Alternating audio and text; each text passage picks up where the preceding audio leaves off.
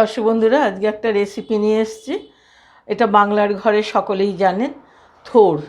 এই আমি থোরগুলোকে এরকম পাতলা পাতলা করে কেটে নিয়েছি। এই থোরের তো এর আগে একটা রেসিপি দিয়েছি, থোর ঘন্ট। থোরের অনেক রকম রেসিপি বানানো যায়, এটা একটা দ্বিতীয় রেসিপি আপনাদের সঙ্গে শেয়ার করছি, থোর ছেঁচকি। কিভাবে বানাচ্ছি আসুন দেখিয়ে দিই। প্রথমে এই থোরটাকে আমি সেদ্ধ করে নেব। কুকারে থোরটা দিয়ে দেব। এবার এর মধ্যে জল দেবো। এক কাপ, কম এক কাপ মতো জল দিলাম। খুব বেশি জলের দরকার নেই, সেদ্ধ হবে, ও নিজস্ব একটু জল আছে থোরের, সেই কারণে এই মাপ মতো দিলাম। এবার আটকিয়ে দিয়ে এটাকে সেদ্ধ করে নিয়ে একটু।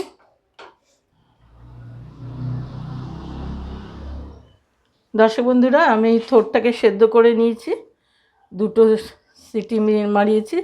থোর যদি কচি না হয় তাহলে কিন্তু এই রেসিপিটা ভালো হবে না।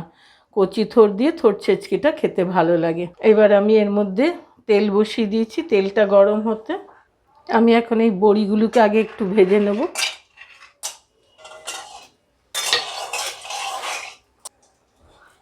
বড়িগুলোকে ভাজা হয়ে গেছে, বড়িগুলো এবার তুলে নিলাম। এবারে প্রথমে আমি একটা শুকনো লঙ্কা দেবো। এবারে কাঁচা লঙ্কা 3টে দিয়ে দিলাম। এবারে কালো জিরে ফোড়ন দিয়ে দিলাম। এবার থোরগুলো এতে ছেড়ে দেবো। একটু থোরগুলো ভাজা ভাজা করে নিয়ে এবারে এর মধ্যে আমি 1 টিস্পুন লবণ দিলাম,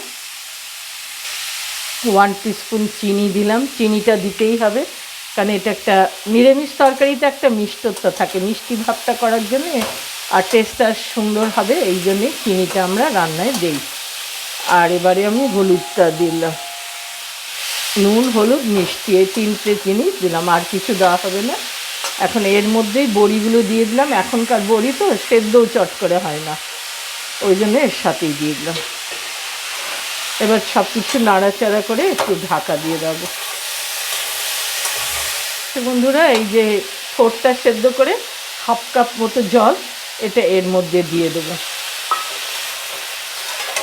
সব মিলিয়ে বড়ি টড়িগুলো সব সেদ্ধ হবে, ব্যাস। এরপরে ভাজা ভাজা করে নিলেই হবে। এবার ঢাকা দিয়ে দেবো সেদ্ধ হওয়ার জন্য। সেদ্ধ যদিও করা, তবু ওই বড়ির থেকে আরম্ভ করে মশলার সঙ্গে মিলে সবটা সুসিদ্ধ হবে, এই জন্য। এবার আমি ঢাকা দিয়ে দিলাম। দর্শক বন্ধুরা, আমার রেসিপিটা প্রায় শেষ হয়ে এলো। এবার একটু ভেঙে ভেঙে দিতে হবে।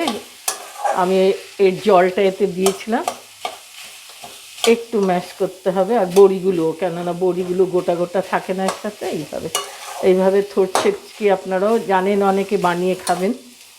এত উপকারী থোর, ভীষণ সব রোগের জন্যে, তারপরে খেতেও সুস্বাদু। দর্শক বন্ধুরা, আমি এতক্ষণ একটু ভাজা ভাজা করে নিলাম, দেখুন এরকম অবস্থায় দাঁড়াবে। এবার এর মধ্যে একটু ধনেপাতা, ব্যাস। এই দিয়ে এটা ভাত মেখে খেতে যে কী উপাদেয় লাগে না, সে যারা জানে তারা, এবং যারা জানে না তাদের জন্য আমার এই রেসিপি। তারাও ভালো করে দেখবেন, দেখে স্কিপ করে দেবেন না, শুরু থেকে শেষ পর্যন্ত দেখবেন, করে খেয়ে দেখবেন, দারুণ সুন্দর। ঘন্ট করেও খেতে পারেন, এইভাবেও খেতে পারেন। থোড়ের রসও অনেকে খায়, সুগারের রুগী টুগি, তাদের জন্যও খুব উপকারী। আমার রেসিপিটা হয়ে গেল, গ্যাস অফ করে দিলাম। দর্শক বন্ধুরা, থোর ছেচকি রেসিপিটা আপনাদের সঙ্গে শেয়ার করলাম আজকে। এটা বানিয়ে সবাই খেয়ে দেখবেন, খুব উপাদেয় একটা রেসিপি। আর নিরামিষ দিনের তরকারি হিসাবে তো আরোই ভালো। আপনারা আমার রেসিপিটা ভালো লাগলে লাইক করবেন, সাবস্ক্রাইব করবেন, বেল আইকনটা টিপে দেবেন। প্রতিদিন যে রান্নাগুলো করব আপনারা জানতে পারবেন, তার জন্যে অনেকের সঙ্গে শেয়ার করবেন বন্ধুরা। আজকের মতো রাখছি।